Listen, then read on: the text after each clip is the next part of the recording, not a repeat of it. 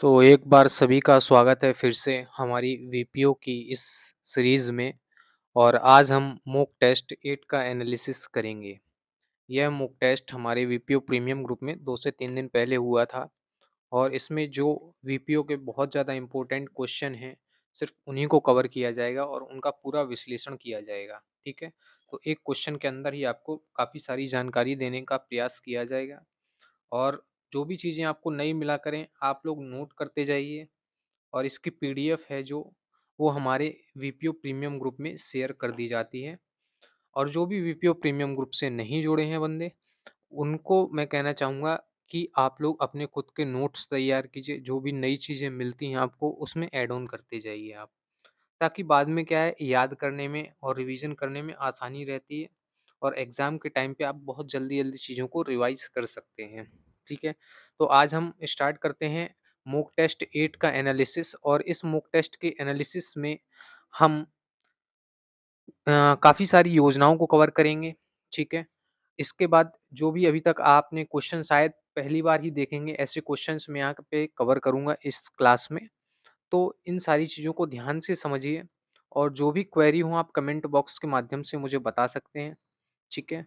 आपका जो भी क्वेरी होगी उसका सॉल्यूशन दिया जाएगा। तो यहाँ पे देखते हैं हम मॉक टेस्ट 8 का एनालिसिस। और जो पहला क्वेश्चन है वो है मौर्यकालीन प्रशासन में 200 ग्रामों के समूह को निम्नलिखित में से क्या कहा जाता था? ठीक है। मौर्यकालीन प्रशासन में भी ग्रामीण पंचायत व्यवस्था अस्तित्व में थी। तो वहाँ पर 100 ग्राम, 200 ग्राम, 500 ग्राम और 1000 ग्रामों के अलग-अलग नाम होते थे। इनके समूहों को अलग-अलग नामों से जाना जाता था। तो क्वेश्चन में आपको बताना है कि जो 200 ग्राम का समूह होता था मौर्यकालीन, उसको क्या कहा जाता था? ऑप्शन थे स्थानीय, द्रोणमुख, खारवेटिक या संग्रहण। तो जो इसका राइट आंसर है यानी कि 200 ग्रामों के समूह को क्या कहा जाता है? खारवेटिक। 200 ग्रामों के समूह को खारवेटिक कहा जाता है। और जो मौर्यकाल का प्रांत था, मौर्यकाल के जो प्रांत थे वो चक्र में विभाजित होते थे। किसमें विभाजित होते थे? चक्र में। और चक्र किसमें विभाजित होते थे? मंडल में। चक्र मंडल में विभाजित होते थे। फिर मंडल किसमें विभाजित होते थे? आहार। और इन्हीं को हम क्या बोलते हैं? विषय।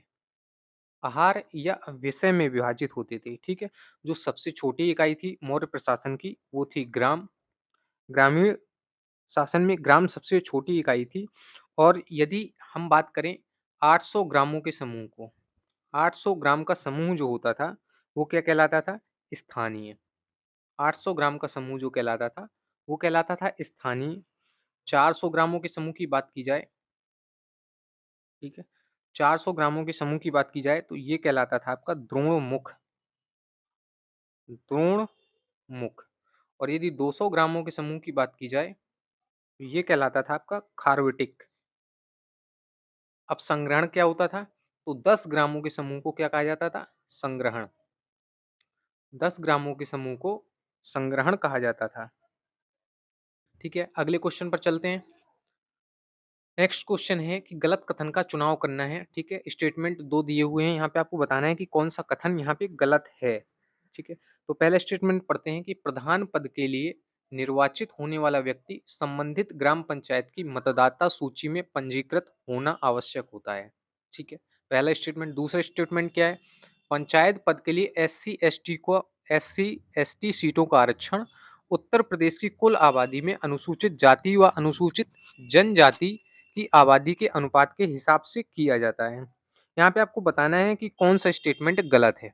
तो यहाँ पे आपने देखा कि यहाँ पे बोल रहा है निर्वाचित होने, जो भी प्रधान पद के लिए निर्वाचित हो रहा होगा व्यक्ति वो उसी गांव से ही होना चाहिए, ना कि किसी दूसरे गांव का व्यक्ति किसी दूसरे गांव में आके चुनाव लड़ लेगा। तो ये बिल्कुल सही स्टेटमेंट है, ठीक है?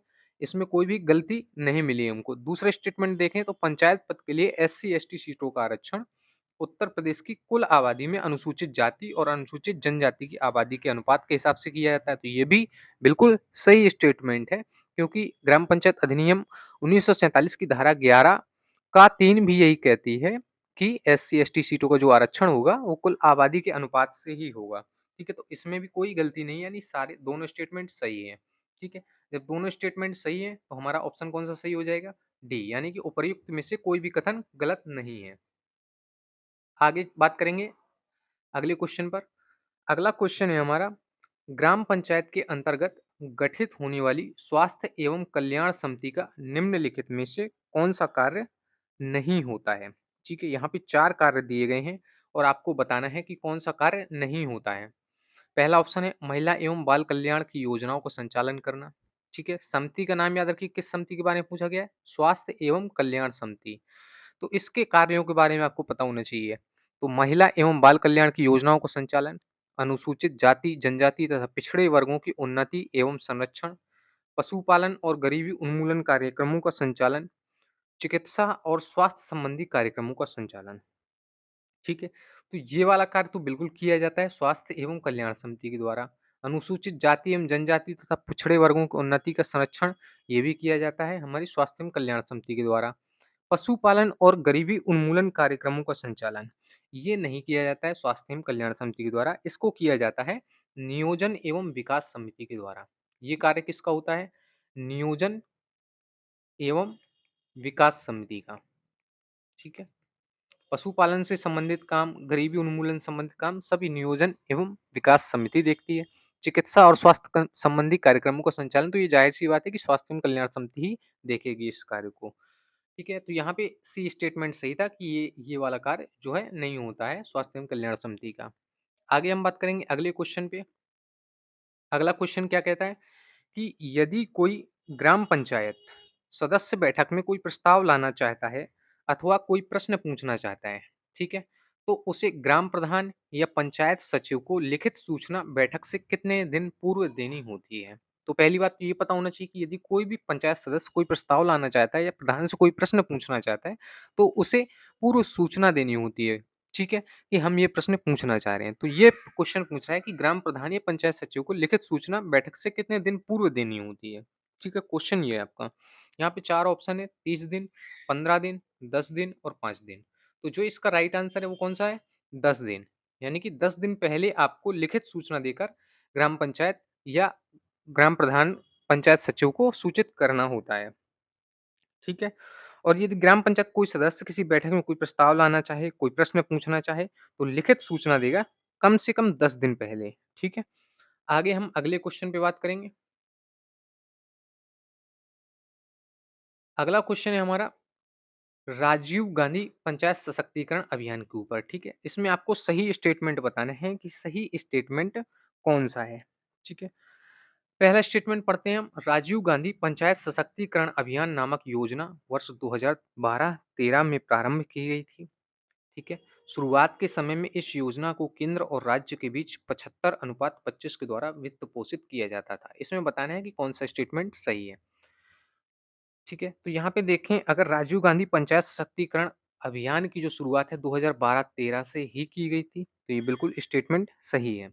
और दूसरे स्टेटमेंट में कहा गया है कि शुरुआत के समय में जब ये योजना स्टार्ट हुई थी, तब इस योजना को 75:25 के अनुपात में ही वित्त पोषित किया जाता था। तो ये वाला स्टेटमेंट भी सही हो गया, यानी 75% केंद्र सरकार धन देती थी और 25% राज्य सरकार वित्त पोषित करती थी। लेकिन क्या हुआ 2015-16 के बाद, 2015-16 से इसे पूर्णतः केंद्र सरकार के द्वारा वित्त पोषित किया जाने लगा था। ठीक है, पूर्णतः केंद्र सरकार के द्वारा वित्त पोषित किया जाने लगा था इसको, राजीव गांधी पंचायत सशक्तिकरण अभियान को। तो यहाँ पे शुरुआत के समय की बात की गई, तो ये स्टेटमेंट भी सही है, यानी दोनों कथन सही है हमारे। आगे हम अगले क्वेश्चन पे बात करेंगे। अगला क्वेश्चन है पंचायती राज विभाग द्वारा 19 नवंबर 2014 से 19 नवंबर 2014 से उत्तर प्रदेश के अंतर्गत रानी लक्ष्मीबाई वीरता पुरस्कार, ठीक है, रानी लक्ष्मीबाई वीरता पुरस्कार प्रदान किए जाते रहे हैं। यह पुरस्कार निम्नलिखित में से किस उद्देश्य से दिए जाते हैं? ठीक है, तो रानी लक्ष्मीबाई वीरता पुरस्कार ये पंचायती राज विभाग द्वारा उत्तर प्रदेश में दिया जा रहा था। आपको इसका उद्देश्य बताना है कि किस उद्देश्य से ये दिया जाता था। 4 ऑप्शन थे कि स्वास्थ्य क्षेत्र में कार्यरत आशा एवं आंगनवाड़ी कार्यकर्तियों को, या उत्तर प्रदेश में कार्यरत महिला प्रधानों को प्रोत्साहित करने हेतु, या फिर ग्राम पंचायत के अंतर्गत सैनिटरी नैपकिन को बढ़ावा देने हेतु, या उपयुक्त में से कोई नहीं। तो जो इसका राइट आंसर है वो है बी, यानी उत्तर प्रदेश में कार्यरत महिला प्रधानों को प्रोत्साहित करने के लिए रानी लक्ष्मीबाई वीरता पुरस्कार की शुरुआत की गई थी 19 नवंबर 2014 से। ठीक है, और इसी योजना के अंतर्गत वर्ष 2014-15 में 2014-15 में सरकार द्वारा जो प्रदेश की उत्कृष्ट कार्य करने वाली 20 महिला प्रधान थी, उनको सम्मानित भी किया गया था। ठीक है? 20 महिला प्रधानों को सम्मानित किया गया था इसी योजना के द्वारा 14-15 में। ठीक है? आगे हम नेक्स्ट क्वेश्चन पे बात करेंगे। अगला क्वेश्चन है राष्ट्रीय कृषि बीमा योजना। राष्ट्रीय कृषि बीमा योजना एवं फसल मौसम आधारित फसल बीमा योजना को किस वर्ष एकीकृत करके नेशनल क्रॉप इंश्योरेंस प्रोग्राम कर दिया गया था? ठीक है, तो पहले तो यही आपको पता होना चाहिए कि नेशनल क्रॉप इंश्योरेंस प्रोग्राम है उसको एकीकृत किया गया था दो योजनाओं को मिलाकर। पहली थी राष्ट्रीय कृषि बीमा योजना और दूसरी थी मौसम आधारित फसल बीमा योजना।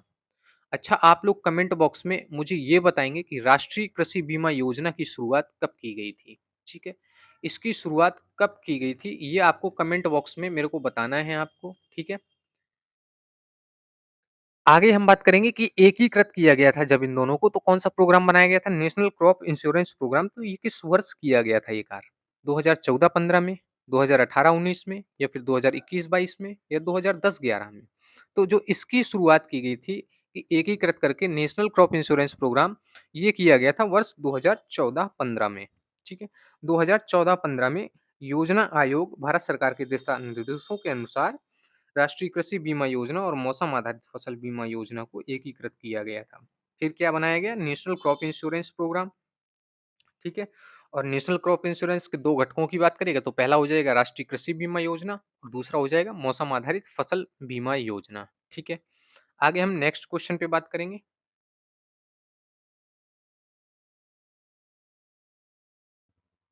नेक्स्ट क्वेश्चन है हमारा, भारत सरकार द्वारा पंचायतों को मिलने वाली धनराशि के नियंत्रण, ठीक है, पंचायतों को मिलने वाली धनराशि के नियंत्रण तथा उसके सही उपयोग हेतु मार्च 2016 में कौन सा पोर्टल लॉन्च किया गया था? मार्च 2016 में। ठीक है, कौन सा पोर्टल लॉन्च किया गया था? चार ऑप्शन है, एक्शन प्लस, प्लान रूपी, या प्लान वी 2.0, या फिर एक्शन सॉफ्ट 2.0।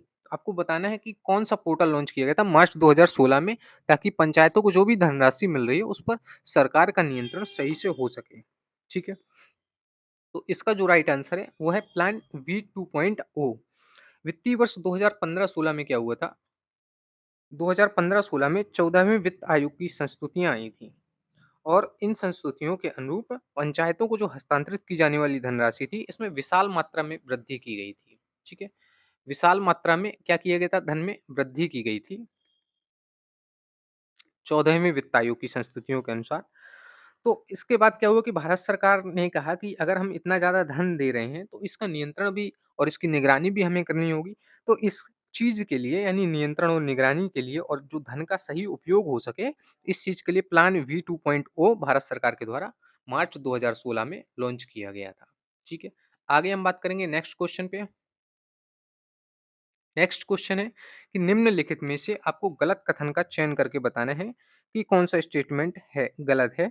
और यहाँ पे चार कथन दिए हुए हैं, एक ही कथन गलत है तो उसको आपको बताना है। पहला स्टेटमेंट है भारत का भविष्य उसके गांव में निहित है। यह कथन पंडित जवाहरलाल नेहरू जी का है। पंचायती राज मंत्रालय का गठन 27 मई 2004 को किया गया था। तीसरा स्टेटमेंट है भारत की अर्थव्यवस्था में ग्रामीण क्षेत्र का हिस्सा 2011-12 के आंकड़ों के अनुसार लगभग 46.9% है। और चौथा स्टेटमेंट है कि वर्ष 2020 के आंकड़ों के अनुसार पंचायत स्तर पर निर्वाचित होने वाली महिला प्रतिनिधियों का प्रतिशत 36% है। आपको इसमें से गलत स्टेटमेंट बताना है। तो पहला स्टेटमेंट की बात करें तो भारत का भविष्य उसके गांव में निहित है। ये जाहिर सी बात है, पंडित जवाहरलाल नेहरू जी ने ही कहा था।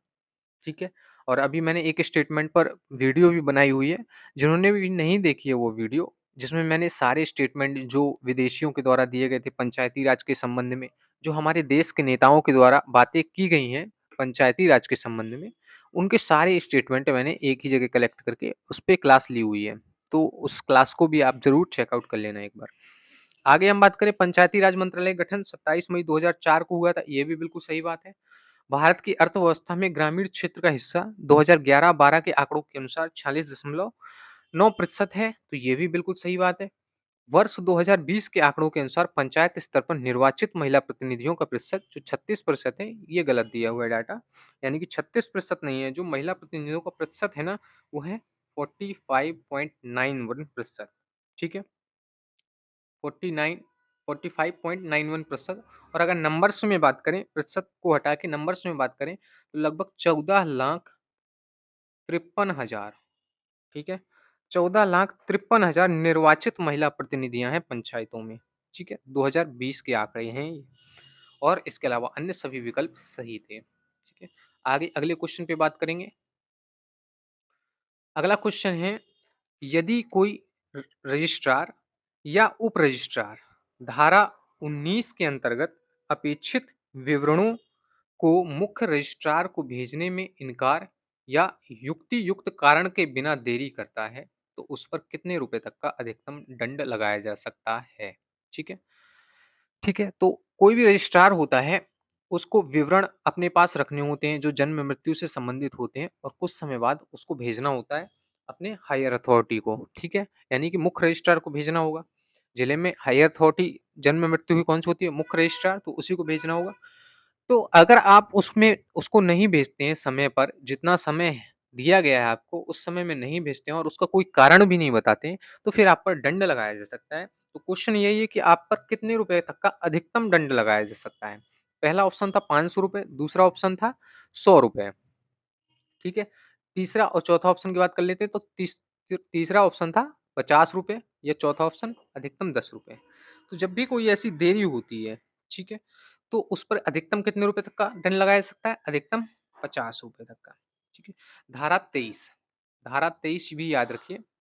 धारा 23 के अनुसार यदि कोई रजिस्ट्रार या उप रजिस्ट्रार जो अपनी अधिकारिता में होने वाले किसी जन्म या मृत्यु के रजिस्ट्रीकरण में, या धारा 19 की उपधारा 1, धारा 19 की उपधारा 1, ठीक है, उपधारा 1 द्वारा अपेक्षित विवरण भेजने में उपेक्षा या उससे इनकार या फिर युक्ति युक्त कारण के बिना देरी करेगा, तो उस पर अधिकतम 50 रुपए तक का दंड लगाया जा सकता है। ठीक है, आगे हम नेक्स्ट क्वेश्चन पे बात करेंगे। नेक्स्ट क्वेश्चन है कि निम्नलिखित में से किस अधिकारी को यह अधिकार है कि वह निर्वाचन संबंधित अपने कर्तव्यों और कार्यों को पूरा करने के लिए ग्राम पंचायत की किसी संपत्ति को अपने कब्जे में ले सकता है?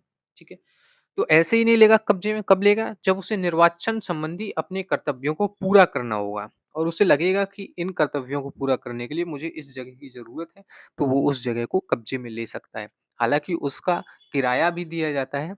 जो भी जमीन कब्जे में लेता है उसका किराया बाकायदा दिया जाता है। उस संपत्ति के जो मालिक होते हैं असली, उनको किराया भी दिया जाता है। ठीक है, तो यही बताना है कि आपको यह कार्य किसके द्वारा किया जा सकता है, यानी कि संपत्ति को अपने कब्जे में लेने का अधिकार किसके पास होता है? 4 ऑप्शन है, रिटर्निंग ऑफिसर, जिला मजिस्ट्रेट, उप जिला अधिकारी या जिला पंचायती राज अधिकारी। तो यहाँ पे सबसे हायर अथॉरिटी आपको पता है जिला मजिस्ट्रेट है, तो जिला मजिस्ट्रेट ही यह काम कर सकता है, यानी राइट आंसर कौन सा होगा? जिला मजिस्ट्रेट।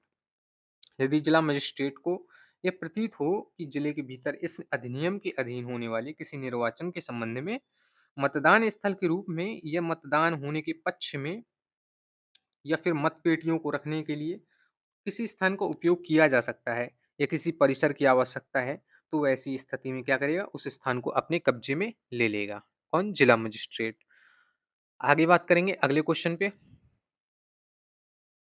अगला क्वेश्चन है कि निम्नलिखित में से सही कथन आपको बताना है चुनकर कि सही कथन कौन सा है। ठीक है, दो स्टेटमेंट दिए हैं। पहला स्टेटमेंट है सभी राज्य में राज्य वित्त आयोग की संरचना एक समान होती है, या फिर राज्य वित्त आयोग का प्रत्येक सदस्य राज्यपाल द्वारा निर्धारित कार्याविधि तक नियुक्त किया जाता है किंतु वह पुनर्नियुक्ति के लिए पात्र नहीं होता है। तो आपको सही कथन बताना है कि सही कथन कौन सा है।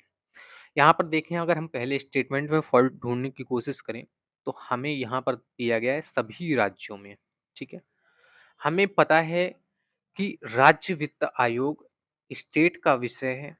ठीक है, तो सभी की संरचना एक समान नहीं हो सकती है। कहीं पर 3 सदस्य होते हैं, कहीं पर 4 सदस्य होते हैं और किसी-किसी राज्य में 5 सदस्य भी हो सकते हैं। ठीक है, तो ये ज़रूरी नहीं है कि हर राज्य में एक जैसी संरचना होगी, क्योंकि यह काम संसद के द्वारा संविधान के द्वारा किसको दिया गया है?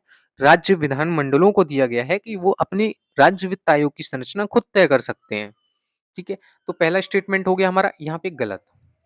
दूसरा स्टेटमेंट देखें, राज्य वित्त आयोग का प्रत्येक सदस्य राज्यपाल द्वारा निर्धारित कार्यावधि तक नियुक्त किया जाता है। अगर हम इस इधर तक बात करें इस स्टेटमेंट की, तो यहाँ तक ये सही है, क्योंकि राज्यपाल जितनी कार्यावधि निर्धारित करता है, तभी तक के लिए राज्य वित्त आयोग की नियुक्ति होती है। फिर यहाँ पे आगे बोल रहा है, किंतु वह पुनर्नियुक्ति के लिए पात्र नहीं होता है। तो ये स्टेटमेंट गलत है, क्योंकि वो पुनर्नियुक्ति हो सकती है, राज्य वित्त आयोग की सदस्य की पुनर्नियुक्ति भी हो सकती है, ठीक है? और बात करें तो वित्त आयोग का जो अध्यक्ष होता है, इसके लिए अगर कोई बात करे कि इसकी शर्त क्या होती है अध्यक्ष बनने के लिए, तो बस इसकी एक ही शर्त है कि जो व्यक्ति इस पद पर बैठेगा, उसे सार्वजनिक मामलों में अनुभव होना चाहिए। सार्वजनिक मामलों में अनुभव होना चाहिए इसके अध्यक्ष को, ठीक है? बस यही एक शर्त है इसकी, और पुनर्नियुक्ति हो सकती है राज्य वित्त आयोग के सदस्यों की, तो इसलिए ये स्टेटमेंट भी गलत हो गया। यानी कि दोनों स्टेटमेंट गलत हो गए। यानी कि दोनों स्टेटमेंट गलत हो गए। पहला स्टेटमेंट भी गलत और दूसरा स्टेटमेंट भी गलत, यानी कि उपर्युक्त दोनों कथन गलत हैं। आगे हम बात करेंगे नेक्स्ट क्वेश्चन पे। नेक्स्ट क्वेश्चन है, यदि क्षेत्र पंचायत का कोई निर्वाचित सदस्य है, कोई निर्वाचित सदस्य, उसमें भी एक शर्त जोड़ दी कि क्षेत्र प्रमुख को छोड़कर अपना त्यागपत्र देना चाहे, तो वह निम्नलिखित में से किसे अपना त्यागपत्र संबोधित कर सकता है, ठीक है? आपको ये बताना है कि क्षेत्र पंचायत का कोई निर्वाचित सदस्य है, क्षेत्र प्रमुख को छोड़कर यदि वो त्यागपत्र देना चाहे तो किसे त्यागपत्र देगा? 4 ऑप्शन है, जिला पंचायती राज अधिकारी, जिला परिषद अध्यक्ष या क्षेत्र प्रमुख या खंड विकास अधिकारी, ठीक है? तो जो इसका राइट आंसर है वो है क्षेत्र प्रमुख, ठीक है? यदि कोई निर्वाचित सदस्य है और वो अपना त्यागपत्र देना चाहता है, तो वो किसे देगा? क्षेत्र प्रमुख को, ठीक है? और यदि क्षेत्र प्रमुख ही त्यागपत्र देना चाहे, अभी तो यहाँ पे हमने शर्त जोड़ दी थी कि क्षेत्र प्रमुख को छोड़कर, अब क्षेत्र प्रमुख ही देना चाहता है त्यागपत्र, तो वो किसे देगा फिर अपना त्यागपत्र? वो देता है डीपीआरओ को, ठीक है? क्षेत्र प्रमुख किसको देगा? डीपीआरओ को देगा, यानी कि जिला पंचायती राज अधिकारी को वो अपना त्यागपत्र सौंपेगा। और सदस्य की बात करेंगे तो वो क्षेत्र प्रमुख को ही अपना त्यागपत्र देते हैं। आगे हम नेक्स्ट क्वेश्चन की बात करेंगे। नेक्स्ट क्वेश्चन है ग्राम पंचायत विकास योजना से संबंधित। तो यहाँ पे बात की गई है कि ग्राम पंचायत विकास योजना निर्माण के किस चरण में संसाधनों का निर्धारण एवं ड्राफ्ट प्लान का विकास किया जाता है। 4 ऑप्शन है, द्वितीय चरण, प्रथम चरण, तृतीय चरण और चतुर्थ चरण, ठीक है? अगर हम पहले चरण की बात करें, पहला चरण क्या होता है? पहला चरण होता है वातावरण निर्माण, ठीक है? किसी चीज का वातावरण निर्माण करना पड़ेगा, ठीक है? माहौल बनाना पड़ेगा, कहते हैं ना हम लोग, माहौल बनाना पड़ेगा। पढ़ाई करनी है तो माहौल होना चाहिए, अच्छा माहौल बनाएंगे फिर पढ़ेंगे। इसी तरीके से वातावरण निर्माण करना होता है यदि हम ग्राम पंचायत विकास योजना का निर्माण करना चाह रहे हैं। फिर बात करते हैं दूसरे चरण के बारे में। तो दूसरे चरण में क्या करेंगे? पारिस्थितिकी विश्लेषण करेंगे, पारिस्थितिकी विश्लेषण, ठीक है? तीसरे चरण की बात करेंगे। तीसरे चरण में हम क्या करेंगे? समस्याओं की पहचान, समस्याओं की पहचान करेंगे।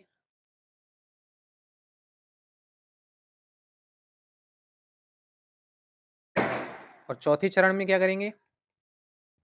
चौथा चरण जो होता है ग्राम पंचायत विकास योजना का, उसमें संसाधनों का निर्धारण करेंगे कि हमारे पास कितने रिसोर्सेस अवेलेबल हैं, कितने हमें बाहर से लेने हैं, राज्य सरकार से कितना धन लेना है। तो संसाधनों का निर्धारण किया जाता है चौथे चरण में। और पांचवें चरण में अंत में तकनीकी उसको अनुमति दी जाती है, ठीक है? तकनीकी जो भी ज़रूरतें होती हैं वो पूरी की जाती हैं। तो इस तरीके से अब यहाँ पे बोल रहा था कि संसाधनों का निर्धारण ड्राफ्ट प्लान का विकास किस चरण में किया जाता है, तो यहाँ पे मैंने बताया संसाधनों का निर्धारण हम चौथे चरण में करते हैं, ठीक है? आगे हम अगले क्वेश्चन पे बात करेंगे।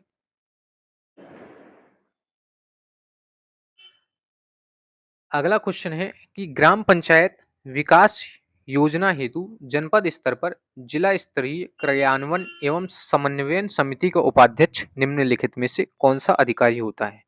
तो जो भी ग्राम पंचायत विकास योजना बनती है और जनपद स्तर पर उसको अनुमति दिलवानी होती है, ठीक है? उसको सक्रिय करना होता है ग्राम पंचायत विकास योजना को, तो एक जिला स्तरीय क्रियान्वयन एवं समन्वयन समिति का गठन किया जाता है, ठीक है? तो आपको बताना है कि उसका उपाध्यक्ष निम्नलिखित में से कौन-सा अधिकारी होता है? पहला ऑप्शन है जिलाधिकारी, मुख्य विकास अधिकारी या फिर जिला माध्यमिक शिक्षा अधिकारी या परियोजना निदेशक, जिला ग्रामीण विकास अभिकरण, ठीक है? तो जो इसका उपाध्यक्ष होता है, वो होता है सीडीओ, यानी कि चीफ डेवलपमेंट ऑफिसर, मुख्य विकास अधिकारी इसका उपाध्यक्ष होता है जनपद स्तर पर, ठीक है? और अगर बात करें अध्यक्ष की, तो अध्यक्ष हमारी सुपीरियर अथॉरिटी ऑफ डिस्ट्रिक्ट जिलाधिकारी, ठीक है? जिलाधिकारी सुपीरियर अथॉरिटी है डिस्ट्रिक्ट के अंतर्गत, तो इसका अध्यक्ष भी कौन होता है? जिलाधिकारी ही होता है। बात करें जिला माध्यमिक शिक्षा अधिकारी और परियोजना निदेशक जिला ग्रामीण विकास अभिकरण, तो ये दोनों होते हैं हमारे सदस्य। ये जो क्रियान्वयन एवं समन्वयन समिति है, तो इसके सदस्य होते हैं ये जिला माध्यमिक शिक्षा अधिकारी और परियोजना निदेशक जिला ग्रामीण विकास अभिकरण, ठीक है? आगे बात करेंगे हम अगले क्वेश्चन पे। अगला क्वेश्चन है जो हमारा बोल रहा है न्यूनतम कितने माह में ग्राम प्रधान के द्वारा अनिवार्य रूप से ग्राम पंचायत एवं भूमि प्रबंधन समिति के अभिलेखों का औपचारिक रूप से परीक्षण किया जाता है? चार ऑप्शन है, 6 माह में, 2 माह में, 3 माह में या 4 माह में। आपको सही ऑप्शन बताना है कि इसमें कौन सा है। तो इसका जो राइट आंसर है वो है 3 माह में, यानी कि 3 माह में ग्राम प्रधान के द्वारा अनिवार्य रूप से ग्राम पंचायत एवं भूमि प्रबंधन समिति के अभिलेखों का औपचारिक परीक्षण किया जा सकता है, ठीक है? और ये क्यों किया जाता है निरीक्षण? ताकि प्रधान है जो जनमानस को ग्राम सभा की संपत्ति की जानकारी दे सके। आगे हम बात करेंगे अगले क्वेश्चन पे। अगला क्वेश्चन है राष्ट्रीय ई गवर्नेंस योजना के ऊपर। तो राष्ट्रीय ई गवर्नेंस योजना आप लोगों ने पढ़ी भी होगी, ठीक है? इसकी शुरुआत 2006, ठीक। अब इस पर क्वेश्चन पढ़ लेते हैं कि राष्ट्रीय ई गवर्नेंस योजना के अंतर्गत कोषवाणी, प्रेरणा जैसे पोर्टल निम्नलिखित में से किस राज्य के द्वारा आरंभ किए गए थे? कोषवाणी, प्रेरणा, ये सब ई गवर्नेंस योजना के अंतर्गत आरंभ किए गए पोर्टल हैं। तो आपको बताना है कि ये जो दो पोर्टल आपको दिए गए हैं यहाँ पे, ये किस राज्य से संबंधित हैं, ठीक है? चार ऑप्शन है असम, मध्य प्रदेश, गुजरात, उत्तर प्रदेश। इसका जो राइट आंसर है वो ऑफ कोर्स यानी कि उत्तर प्रदेश है हमारा। उत्तर प्रदेश के ही ये कोषवाणी और प्रेरणा जैसे पोर्टल हैं, ठीक है? और वहीं बात करें गुजरात की, एक दो पोर्टल की बात कर लेते हैं। तो गुजरात में आपका चिरंजीवी योजना पोर्टल, ठीक है? चिरंजीवी योजना पोर्टल है। जन सेवा केंद्र योजना, जन सेवा केंद्र योजना, ठीक है? ये सब ई गवर्नेंस के अंतर्गत गुजरात में चालू किए गए थे। अगर हम बात करें असम की, तो असम में आशा पोर्टल, आशा पोर्टल लॉन्च किया गया था असम में, और असम में ही संवाद पोर्टल लॉन्च किया गया था। ये सब पंचायतों से संबंधित हैं, ठीक है? संवाद पोर्टल, आशा पोर्टल पंचायतों से रिलेटेड हैं ये सारी चीज़ें, ठीक है? मध्य प्रदेश की बात करें तो मध्य प्रदेश का आपने एक बहुत ही फेमस सुना होगा पोर्टल ज्ञान दूत, ठीक है? इसकी बहुत ज़्यादा बात भी होती है ज्ञान दूत की। और ग्राम संपर्क पोर्टल, ये मध्य प्रदेश से हैं, ग्राम संपर्क ज्ञान दूत, ठीक। आगे हम अगले क्वेश्चन पे बात करेंगे। द्वैध शासन प्रणाली से संबंधित है अगला क्वेश्चन कि द्वैध शासन प्रणाली के दौरान 8 प्रमुख राज्यों के द्वारा ग्राम पंचायतों की स्थापना के लिए अधिनियम पारित किए गए थे। उन राज्यों में निम्नलिखित में से कौन एक शामिल नहीं था? ठीक है, यहाँ पे 4 ऑप्शन दिए गए हैं कि 8 राज्यों में बताना है कौन सा एक यहाँ पे नहीं दिया गया है। तो पहला है बिहार, बॉम्बे, उत्तर प्रदेश या फिर राजस्थान। आपको बताना है कि कहाँ पे है जो पंचायत अधिनियम पारित नहीं किया गया था द्वैध शासन प्रणाली के दौरान, यानी 1919-1920 के आसपास, ठीक है? तो देखिए, इसका जो राइट आंसर है वो सबसे पहले ये जान लीजिए कि राजस्थान है। अब बिहार की बात करें तो बिहार में 1920 में पंचायत के लिए अधिनियम पारित कर दिया गया था। अगर हम बात करें बॉम्बे की तो यहाँ भी 1920 में पारित कर दिया गया था। अगर हम बात करें उत्तर प्रदेश की तो उत्तर प्रदेश में भी 1920 में ही पारित कर दिया गया था। ठीक है? राजस्थान एक ऐसा राज्य था जहाँ पे पंचायत अधिनियम पारित नहीं किया गया था। इसके बात करें मद्रास की, तो मद्रास में भी 1920 में ही, असम की बात करें तो असम में 1925 में पारित कर दिया गया था, ठीक है? और एक राज्य और था बरार, बरार, तो बरार में भी 1920 में। और बंगाल की बात करें तो बंगाल में 1919 में ही पारित कर दिया गया था। तो ये कुछ राज्य थे, 7-8 राज्य थे जहाँ पे अधिनियम पारित कर दिए गए थे पंचायतों की स्थापना के लिए, ठीक है? आगे हम अगले क्वेश्चन पे बात करेंगे, जो शायद हमारा लास्ट क्वेश्चन भी होगा। तो लास्ट क्वेश्चन है हमारा आज का कि 73वें संविधान संशोधन के द्वारा, ठीक है? 73वें संविधान संशोधन के द्वारा केंद्रीय वित्त आयोग के संवैधानिक अनुच्छेद 280 में से इस नए उप अनुच्छेद को जोड़ा गया था, ठीक है? पहले 280 को समझ लीजिए, ये किसकी बात करता है? केंद्रीय वित्त आयोग की स्थापना की बात करता है, ठीक है? जो अनुच्छेद 280 है वो केंद्रीय वित्त आयोग के बारे में बात करता है। अब उस समय पे राज्य वित्त आयोग के संबंध में कोई भी बातें इसमें नहीं कही गई थी, ठीक है? लेकिन जब 73वां संविधान संशोधन लाया गया तो उसमें एक प्रावधान था कि आपको राज्य वित्त आयोग की स्थापना भी करनी है। अब राज्य वित्त आयोग की स्थापना करनी है, तो यहाँ पे इसके अंतर्गत कुछ क्लॉज़ जोड़ने होंगे, ठीक है? क्योंकि ये केंद्रीय वित्त आयोग है और जो राज्य वित्त आयोग है, वो कहीं न कहीं केंद्रीय वित्त आयोग से कनेक्टेड होंगे, ठीक है?